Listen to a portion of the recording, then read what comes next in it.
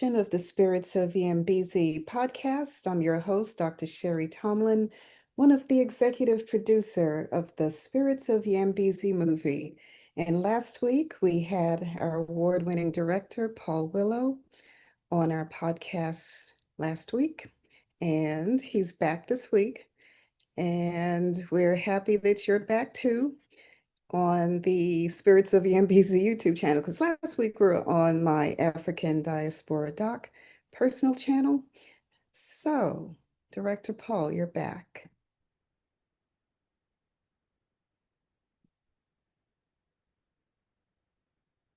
Spirits of Yambezi YouTube channel. We're excited to welcome Zambian actress Abigail Nyirenda, who will be joining award-winning director Paul S. Wilo for a special conversation about the making of Spirits of Yambezi. Abigail Nyirenda is a talented actress, model, and aspiring journalist who has appeared in one of Zambia's most-watched television series, Mpali, as well as the short film Spirits of Yambezi. She's also an award-winning content creator and a passionate advocate for girls' and women's empowerment through education. Don't miss this exciting discussion as we go behind the scenes of the film and hear directly from the creative minds and talent bringing this powerful story to life. Sunday, March 15th, 8 p.m. Zambia time / 2 p.m. Eastern time, USA. Live on the Spirits of Yambezi YouTube channel. Be sure to like, subscribe, and turn on notifications so you don't miss it.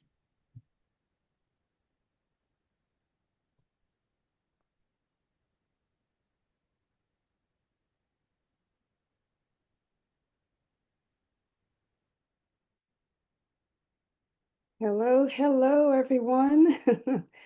Welcome back, Director Paul. How are you doing today? I'm also good. How are you doing, Dr. Sherry? I'm well. Happy Sunday. And we're waiting Happy on, Sunday, happy Sunday. we're waiting on the lovely Abigail. How do you pronounce her last name? Yes, she's having problems with network. I hope it works. Network in Zambia is very bad at the moment, especially this hour. It Well, I'm becomes glad. very bumpy. Yeah, so we'll keep our fingers crossed.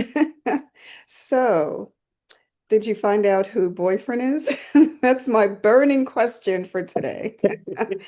Did you Yes, I figure that did. I out? think Oh, boyfriend, I think boyfriend is Abednego. It's either Abednego ah, or the guy that was doing lighting, because he's a dancer. I think it's so called boyfriend. Pop Nation.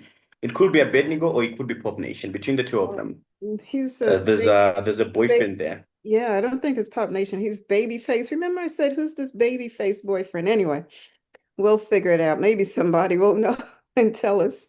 Yeah. Maybe somebody would know. Yeah. Yeah, so if you would like to watch part one, viewers, welcome, by the way.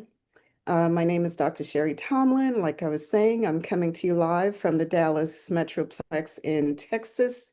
And Director Paul Wilo, is it Wilo or Willow? I keep calling you Willow. Willow. It's Willow. Willow. Paul Willow's coming Yeah. to us from Lusaka, Zambia.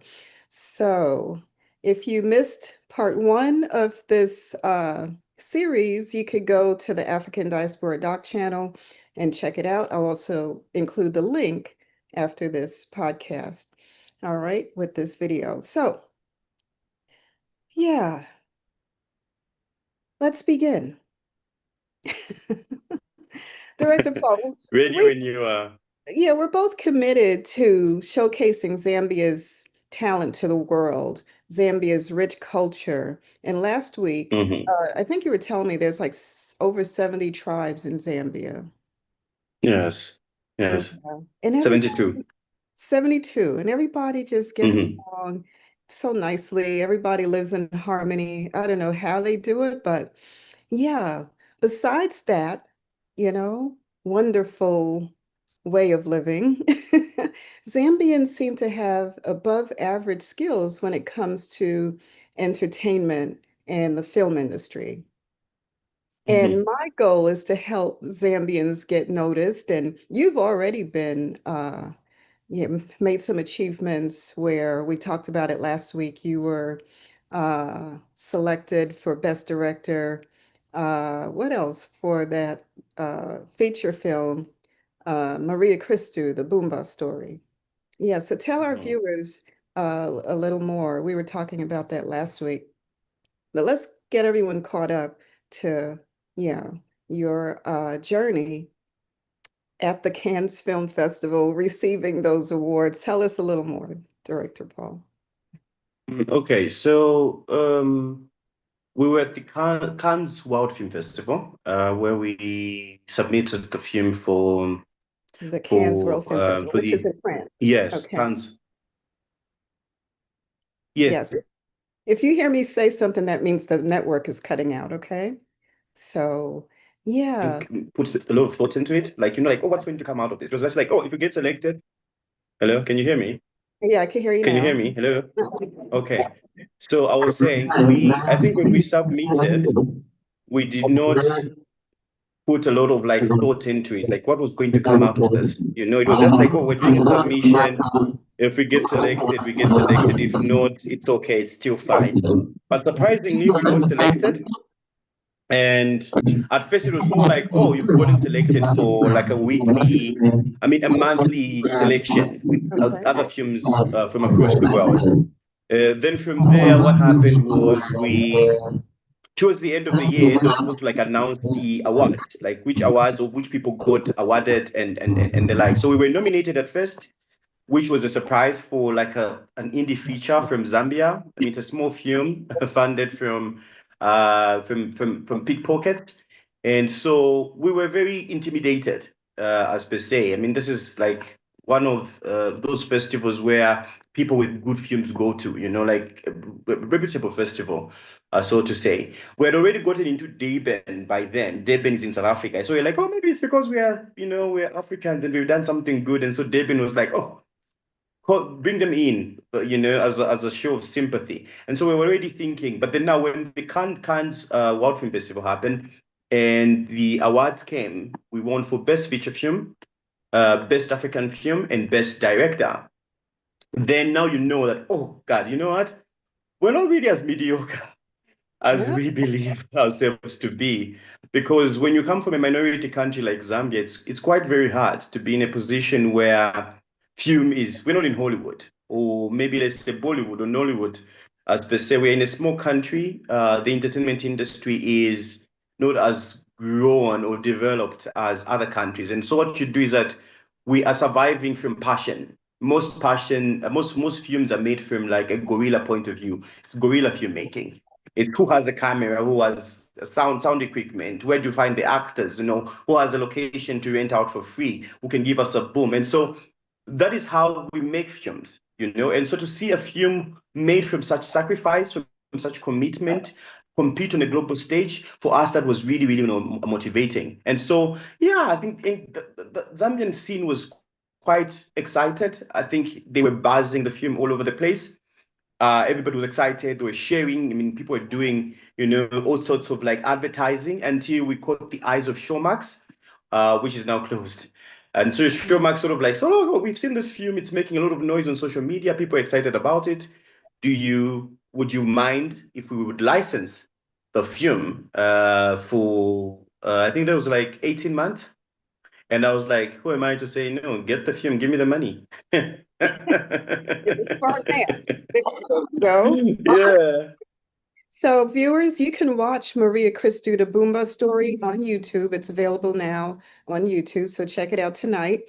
And that movie, I think I've watched it, I told you, like 3 or 4 times now. Every time I go over someone's house, I'm like, come, we got to watch Director Paul's film. Let's sit and watch this. And every time it's Thank just, you. yeah, it's such a gripping story because, here's a young woman, she's a teenager, I believe, and these people in the village are telling them they have to be married when they're, very young girls.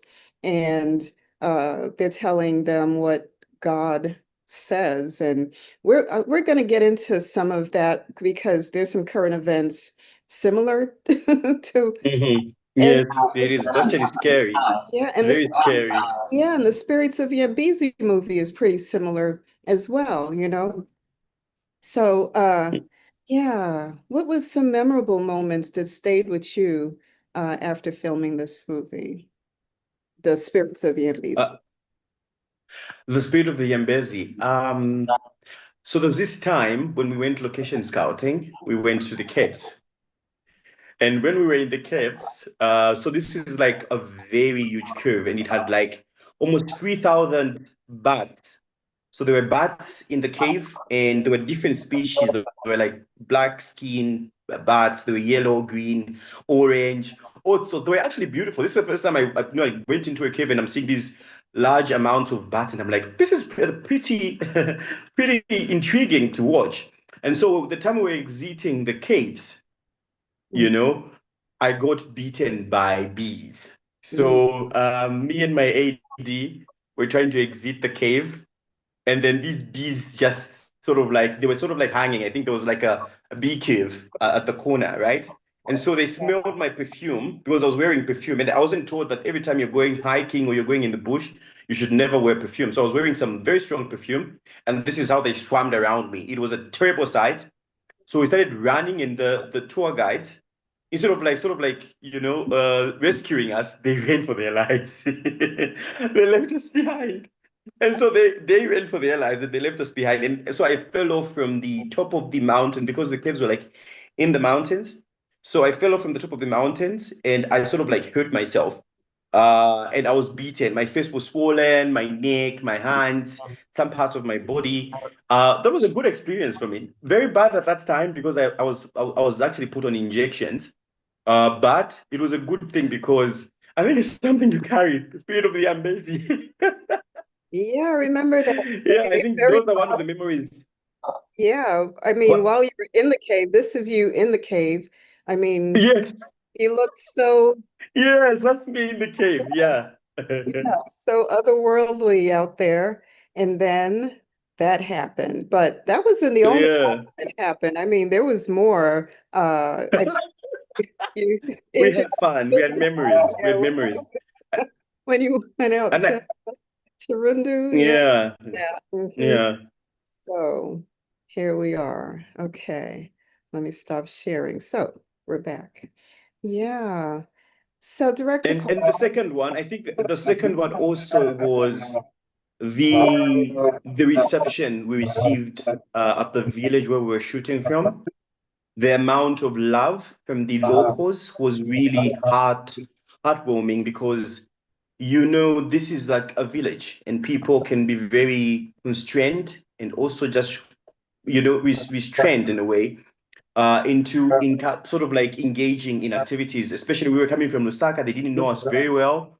They just know they're filmmakers and they're filming in our village. But the amount of love and support we received there was encouraging, honestly. I think it's one of those rare situations where the humanity in people um uh, it's where people come together, and we call it Ubuntu in Africa. The Ubuntu, I did feel the Ubuntu during the film, the time we were scouting for locations, the time we were filming from that location, the time we were sharing a meal, the time we were using their homes and we're using their children and using them for like certain scenes. It just felt like we were in sync, energy wise. And this is the beauty about Africans. It's always when something like that happens, everybody comes around to say, we will, so long as it's our own for doing this, we'll support and we're going to push it together. I think I like that experience. It taught me a lot as a filmmaker and also just as a human being. Yeah.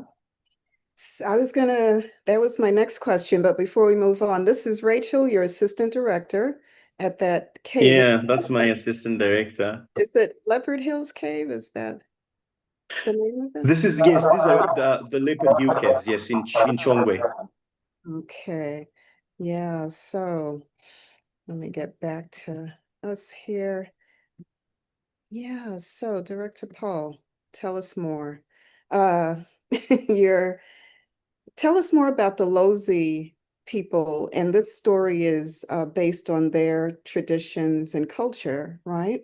And you're not Lozi, Hmm. and Yeah. you end up creating this Lozi film, and you end up you were supposed to go to Livingstone to film this, where the Lozi people are.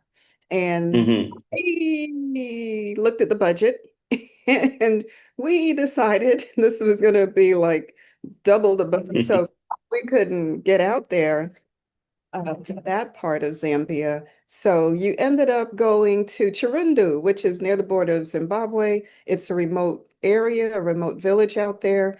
And these, Mm-hmm.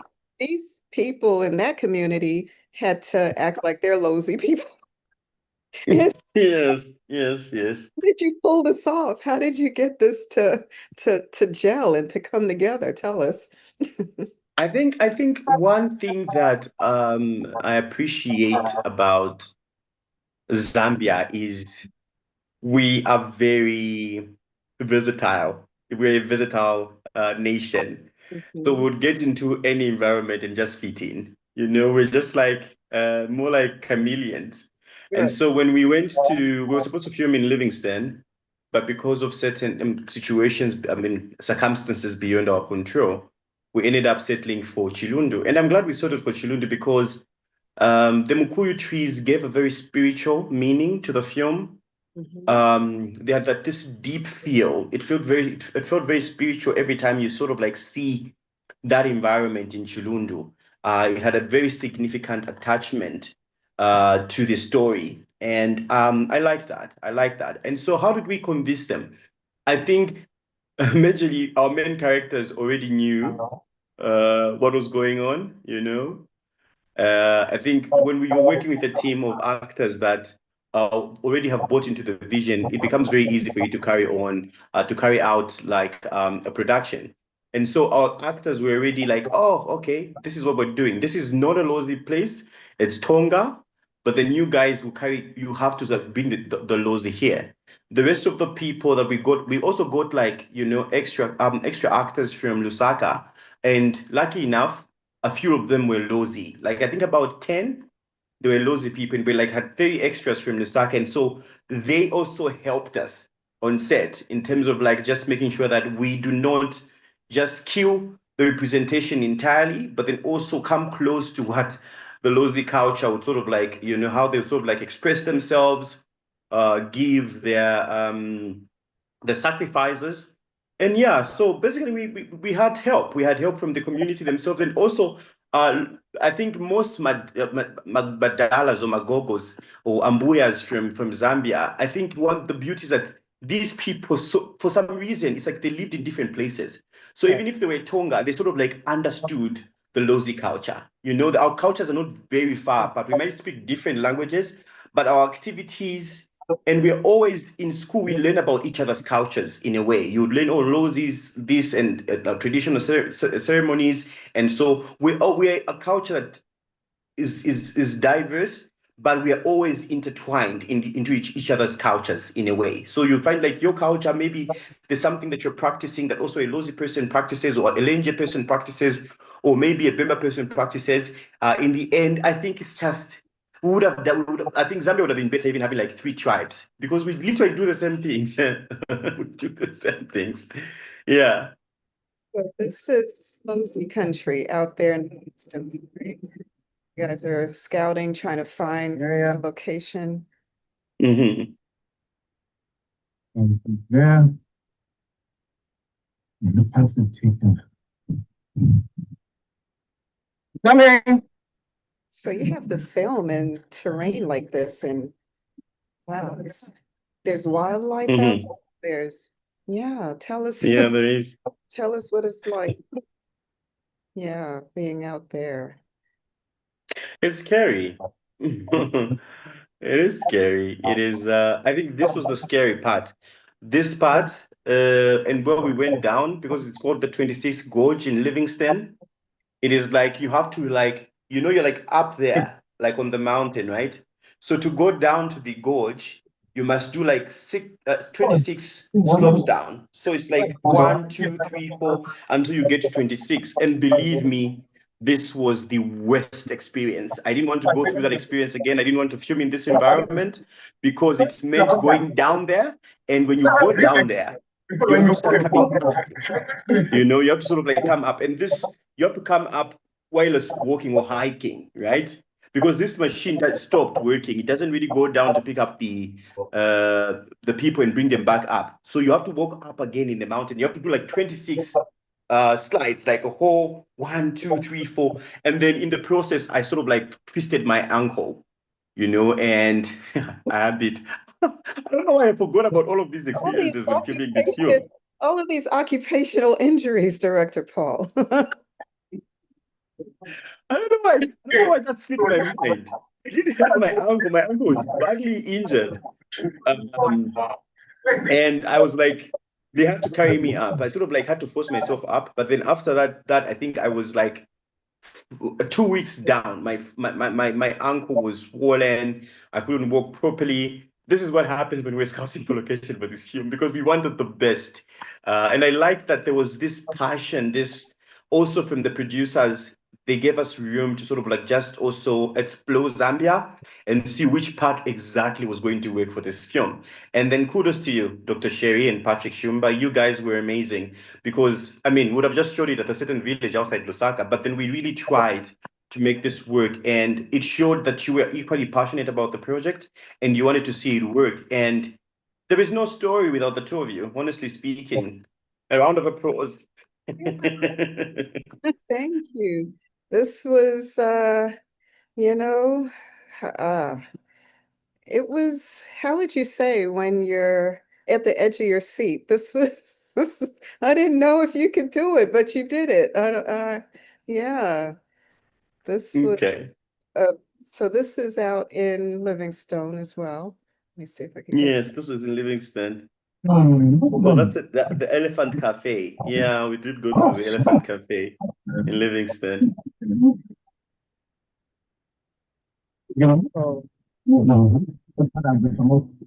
yeah. So you were on an adventure before the adventure, before the Yes. yeah even started. You folks were out there on a serious adventure. So a lot of times people see, this something like this beautiful movie, Spirits of Yambezi, but they don't see the struggles and the challenges behind the scenes. And somehow you did manage to create something exceptional, Director Paul, something different, something amazing. And tell us, what was it like to be able to guide the cast and crew and have them deliver such strong performances in spite of these challenges? I think for me, it's always the vision. What is the vision? Challenges will always be there. I think even on big budget films, they do have challenges, not as ours, but then challenges are everywhere. And so for me, it is I I like to work with the cast that I'm in sync with energy-wise. And so also the crew that believes in the vision. And so to be in a position to be a leader and to be fuming out of town with all of these challenges, you have to stay clear-headed. You need to be the bigger person. Because if you sort of like get distracted or sort of like thrown off, anything can sort of like happen to the production. This is how productions die. There's always chaos between crew and cast, or cast between cast and cast, or between crew and crew. And so for me, it was making sure everybody understood why we were there. Why are we here? Why did we leave our homes? What did we leave our beds? What did we leave our, comfortable spaces? And why are we here? We're here to make this work. We're here to make sure that every person that is in this space understands their assignment. And so they understood the assignment from the very, very beginning, because these are crew and cast that I've worked with before. I mean, no, crew, especially cast. This is the first time I was working with the cast. But then the crew it's a crew that already have a relationship with. So they know when I'm laughing, and then we know when I'm saying, cut, we're done. This is not fun anymore. We're working now. And so they understand my sort of like the commands. With the cast, I think it was from the very beginning when I was introduced to them. I think there was excitement already, in terms of like, oh, we've been wanting to work with you for quite some time. It's a small industry in Zambia, so you know who's doing the most and who's not doing stuff. So they were already we're buying into your vision. Just do whatever you have to do with us, make it work. We are here to serve you and make sure that this story is brought to life. And I loved that approach. because it made things easier, even as much as they'll be complaining, oh, this is good. I know we want to go home, or this was, but then there's always this thing when you say, we're not going until this scene is done, they'll say, let's do it. You know, that's a spirit of people that want to accomplish something. That spirit of that hunger, that passion is, I think, what really drove this production. And then sort of like, you know, use the situation, play around the situation. The passion is always better than when people are there. They don't even know why they're there. They're there for the wrong reasons. But then these people were here because they wanted to see this production work. So tell us about the search for this baobab tree. I mean, it had to be in the story. This was a big deal. Look at that. Is that where Yes, it was. It was. Oh, there it is. Yes, there it is. Very, very, very magnificent. Hey, very spiritual. Yeah, yeah, yeah. I remember the search for the baobab tree. So the search for a baobab tree was the funniest, honestly.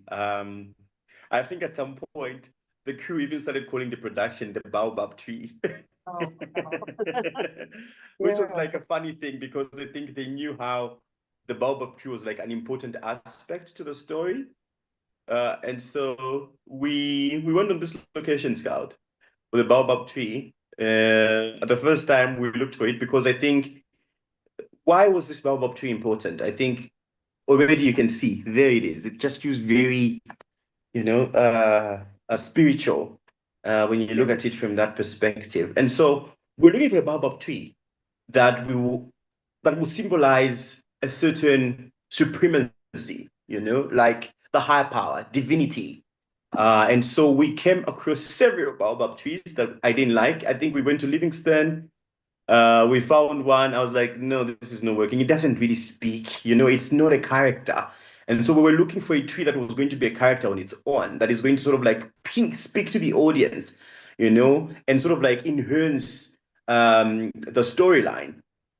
And so we moved around a lot. We didn't find the baobab tree. And then I think someone said, oh, there's a place where I saw a lot of baobab trees. I think they were doing like a music video or something. And so I checked it out. I was like, oh, we should check it out. So we checked this place out and we saw a lot of baobab trees. Now also that became a problem because now we had like a lot of baobab trees in one place. Right. And they were very, very big, you know, they were very magnificent as well. Like you look at them, you're like, oh, this is it. But then they're all in one place. So what's going to happen? So when we're going to the Ngombeilede is like a historical site in Zambia. It's a very important, it's important to us as Zambians because there's a tree that we call the sleeping cow. So it's a tree that looks like a shape of a sleeping cow, you know. And so inside this Ngombeilede, the Ngombeilede actually itself is where they used to do trade, you know, trade between indigenous people and the whites that time, the colonizers. Were they colonizers at that time? I think that's the time they were coming to Africa. So this is where trade happened, you know. And so when we went to the Ngombeilede, I saw that tree because it's just next to the Ngombeilede, and I was like, this is our baby. This is our character. This has won an audition, you know. And so when we sort of like this won an audition, we loved it, and everybody else that was in the at the scene was like, this is a tree. This is a tree because this tree is speaking something. This tree is sort of like, it's big, you know. It's sort of like it talks about how big of this is God. This is like a big thing, you know, like God is big. We view God as this big figure, this divine power. And so this tree sort of like communicated that. And this is how we ended up settling for that baobab tree. Yeah. So good. Yeah, it looks beautiful in the film. Great choice. And yeah, we're taking a look at your crew right now, the Yambezi crew. And we want to thank them. But before we, get to that part, I also wanted to share something. We were talking earlier about this, Spirits of Yambezi. It's such a timely story in light of the current events that we're witnessing today. The film shows us what happens when a charismatic leader convinces people that that person is speaking on God's behalf or a higher power's behalf, right? So Samantha Zulu plays the role Pamulo. She returns from the West as a Western trained doctor, and she begins to mislead the people in her village, right? And she claims she's some sort of divine guardian. And because of Mm-hmm. their situation, the villagers are poor, they're desperate, they're, uncomfortable living in bad situations. They are convinced that she is, I guess, speaking on God's behalf. And this quickly turns into something even more dangerous. So, Spirits of Yambezi is a powerful story that shows it's not something that's happening in just this one village out there in Zambia. This is something that's happening around the world, right? These myths and these misinformation that's causing entire societies to get caught up in cycles of conflict, confusion, trauma, destruction. And today we're faced with possible annihilation because everyone on the planet, yeah, is now, having to live through this, right? So the deeper message of Spirits of Yambezi is basically to have critical thinking, to make sure there's personal responsibility. If you believe there's a higher power, seek understanding for yourself, do the research, because truth requires evidence. Seek knowledge, think for yourself, and not rely on what a man or a woman says or what we've been indoctrinated in since we were children. Because, Director Paul, when I was growing up, right, I remember my grandfather telling me, let me come back to you here. Yeah, I remember my grandfather telling me if I eat fish eyes, right, I would I would be smarter. Okay. This was what my grandfather told me. Yeah. So do you know how many fish eyes I I ate and loved it? I mean, until I was in my 30s, I was eating fish eyes so I could be smarter. This is what my That's good. grandfather That's told really, me. really good. Yeah. So at one point I was like, is this even true? But I was in my 30s. You discovered you weren't getting any smarter.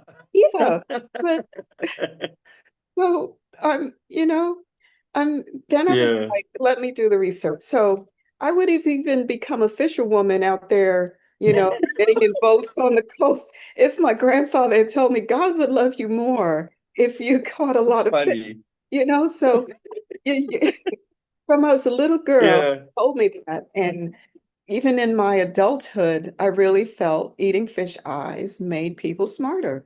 So we all, I'm sure you could share a story like that because I remember my auntie even told me, my grandparents had maybe six or seven children, and the oldest, Mhm. his was Uncle Lincoln.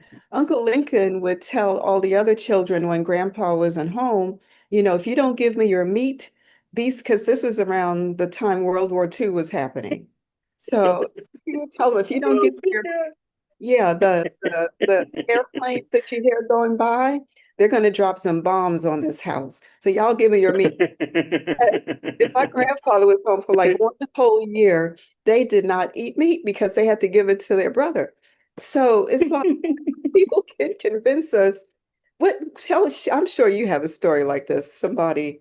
Yes, yes. It's actually very funny Mhm. that we might be very far apart as people or in different countries, but then our stories always sort of like intertwined. That sort of like we get into each other's stories. Our cultures or probably our childhoods are almost similar. So in Because we're Zambia, it's the same thing. I think we always had like an adult around the house right. that used to want to get the meat, like the beef from kids around.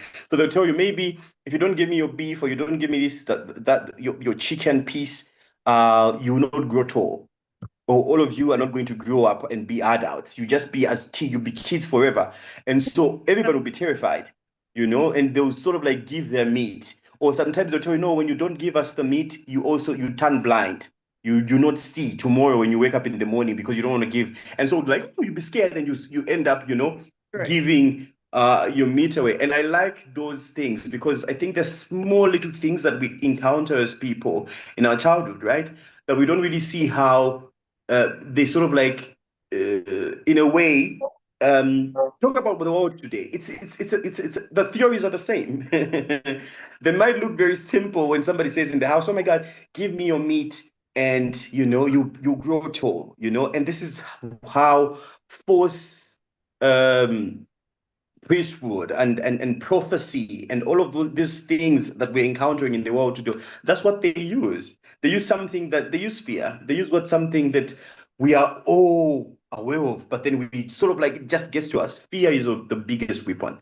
If you do not give me this type of offering, then you're sort of like, you're going to perish because God is not happy with the way you're living your life. And you're thinking, oh my God, this is the end. I should give this pastor everything. And it's what Pumulo uses.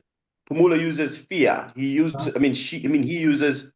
this, she uses this idea of, I know what these people want. And the only thing I need to do is create enough chaos, because they will look for a savior. They'll look for a messiah. They'll look for somebody to take them out of their misery, someone to sort of like give them a more, grounded, a more stable lifestyle, outcome. And so it's what everybody's using in the world today. When we look closely, it's like create enough chaos and then run around and save the day. Everybody says, "Ooh la la, there is our hero, there is our messiah." And this is what she uses, And so the spirit of the Yambezi is timely because it doesn't just tackle what was happening in the old times. It tackles what every person is experiencing now, because the cycles are the same. They repeat themselves over and over and over and over. The tricks that people used during the Wild World era, like you were stating, is what everybody is using now, So we are in a position, there's so many things that are repeating themselves. And if we look closely, we'll see that not so many things are changing. We are, as people. We're growing old, we're sort of like, our bodies are changing, we're getting old. But then some scenarios, some tricks, some, what's the word? Techniques are still the same. People still use the same techniques to create chaos. Hello, Abigail. We have the lovely Abigail Nyirenda with us. We'll ask Director Paul one more quick question. How did you get Samantha to eat this bull heart? Samantha was excited. Samantha was excited to eat that bull heart. She was like, oh, let me just eat it. Let me just eat it. So no, actually, I had a conversation with her. I think the one thing we as directors, because we don't have policies that protect actors in a way, so sometimes we sort of like exploit them or take advantage. So I had a conversation with her. I told her, are you comfortable? This is what we want for this scene. Two scenes actually, because she ate two buhats, not all of them, and nuts. But then I had a conversation with her. I said, Samantha, are you comfortable with putting this in your mouth and chewing it for a while, or maybe chewing part of it if you have to sort of like keep it and bite and bite and bite until we get the shots that we want? And she said, you know what? I don't mind. I'm okay with it. I'm good. Let's do it. And so when we got to this scene, I think this day she was really, really tired because she worked like the whole night. And so we tried the first time. She did the whole eating and the likes. First it was so then the eating, and it was cold. But we had a lot of fun. I think it's also not making it too awkward on the set. It's telling everybody on the set to say, this is not one of those moments where you turn something into a joke. So what we did was, look, let's just give her the space that she needs to work, a healthy environment. She does her thing. She's excited about it. Then we all win. So if she does it well, we all look like we were all prepared and everybody was like, what? Supportive. And that's what we did. And I'm glad she wasn't really, some actors would have refused, like, oh no, I didn't sign up for this, maybe just cut it and do whatever you have to do with your camera or your DOP. But then she did not do that. I think she was very open, which was fun. Yeah, we had fun eating the buhat. It looks stressful, doesn't it? But no, if you're in the Tonga culture, you would enjoy this. For they do not only focus on the work, but they do it with love, effort, and they also sing and dance while they're doing it. Check this out. This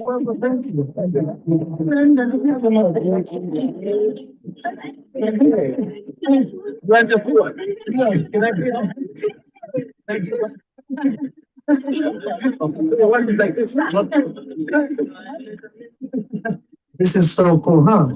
Anyways, let's move on. Imagine a long morning and you want some oats and then power just cuts. Oh, I have a solution for you. Our mom here is actually creating some porridge with finger millet from scratch. All you need is a rock, a flat surface, and some finger millet, and you create this smooth instant porridge and put in some sugar. So if you're having a bad morning, you're not gonna stay hungry with the Tonga people. That was tasty. Anyways, don't forget that our new short film is coming up, written by Paul Wilo, Patrick Shumba, an adaptation of Monkey Business by Dr. Sherry Tom.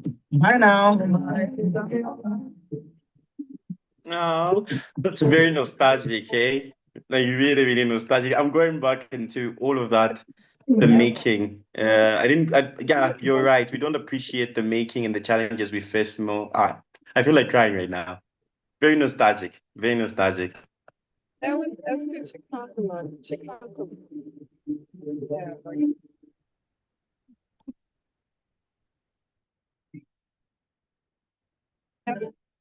Yeah. You know,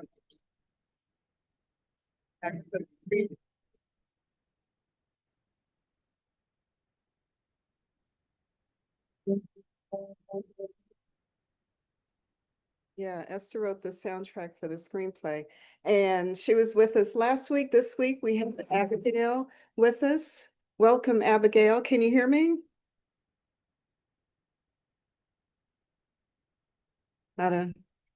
Director Paul, can you hear me? Uh-oh, can you hear me, everyone? Yes, I can hear you. I think Abigail needs to mute her audio or something. Abigail, can you mute your audio? Okay. Hi, Abigail, welcome. So Abigail is a model, aspiring journalist, an actress, and she's appeared on different television series like Impali. She has been on different creative paths, and we wanted to ask you, Abigail. Oh, did we lose Abigail? Okay, just when we were able to get to Abigail, we lost Abigail. Oh boy, we're having a time tonight with the network. But yeah, we were saying that was Esther, and Esther wrote the soundtrack for the Yambezi short film, and with Mumba, right? So here's Mumba here, Yachi here. So he's also on the soundtrack, and you can listen to it, viewers. It's on the Spirits of Yambezi YouTube channel, and I'll put that in the description box as well. So, all right, Director Paul, what do you hope the takeaway will be for the audiences around the world who watch Spirits of Yambezi? I think representation. We have stories as Africans. There's stories that create an identity for us. I think the world will sort of like understand the what makes us Africans, the spirit of resilience, the power to overcome anything that is thrown at us as Africans. We survived colonization. I think it's also the takeaway is going to be love. You know, when a community unites in love, they can overcome anything. Love overcomes everything. And also just how our stories, like I said, there's a what do you call that? When stories sort of like you find the stories, our stories sort of like get into each other, you know? I don't know what word I can use. But we find each other in the takeaway was going to be that these are people with a history, not a history that was taught to us, not a history that, you know, started when the white man landed here in Africa, this story shows you that we were people, we had our own lives before the landing happened. You know, it shows that we were our own people. We had a culture, we had beliefs, we had, you know, families and love and laughter and resilience and courage before the promise of sort of like the passports to what they deemed was going to save us happened. Already had we existed. We were existing before that time. And so I think this story creates that. It creates um it corrects the narrative. It's a narrative that sort of like says we did not exist when you came. We were here before you landed in Africa. Yeah, so sometimes the most powerful films like this one, it's not just about entertainment, is it? Mhm. And if Yambezi actually mirrors uh, certain things, in our community, right? Uh, so this movie invites us to look closely at what we believe and why we believe certain things we believe. So please, everyone, search for the truth yourself, okay? If you don't find evidence of what people are telling you, it might not be true, okay? So before we close today's podcast, Director Paul, I would like to also thank my co-producer, Executive Director Patrick Shumba, the man with the golden voice. I hope one day we'll be able to have him on the podcast as well. He's also from Zambia, and like we mentioned last week, he went from Zambia all the way to Hollywood, and he was also part of the Black Panther movie cast. So Patrick Shumba, we thank you for helping us get this far, and we are counting on you to help get us across the finish line. So Patrick is one of the most sweetest Zambezi, sweet-spirited Zambezi men that I've met, and pretty much all of the men from Zambia are pretty sweet-spirited, and he's Lozi as well.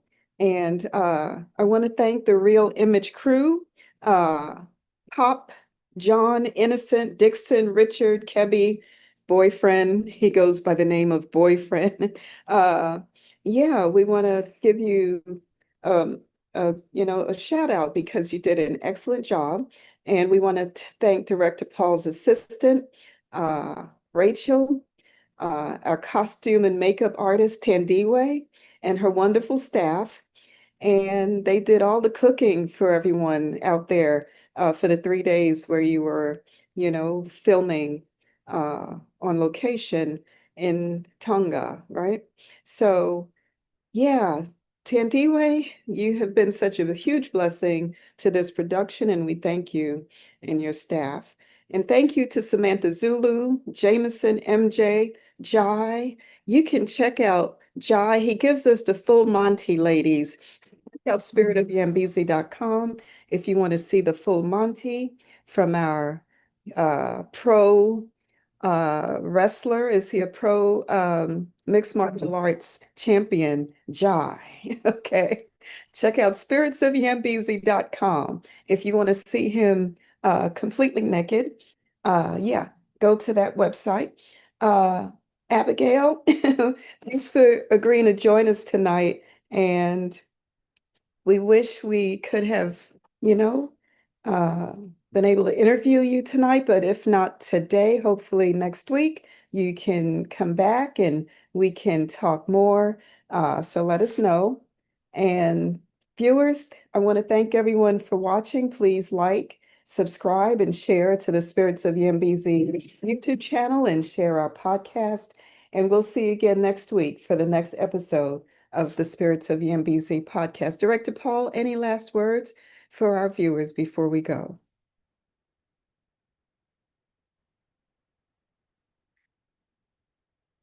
All right, it's a wrap. Stay happy, healthy, wealthy, and wise, everyone. Oh, Director And Paul. be kind, be kind, be kind, be kind.